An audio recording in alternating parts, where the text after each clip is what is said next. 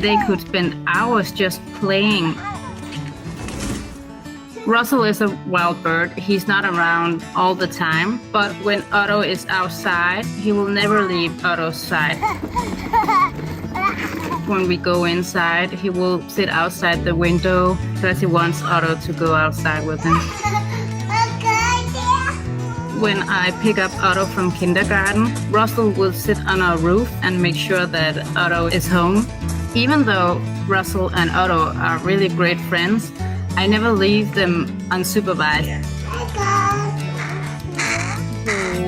Russell would only allow Otto to pet him. Whenever I tried, he would leave. They have a special bond.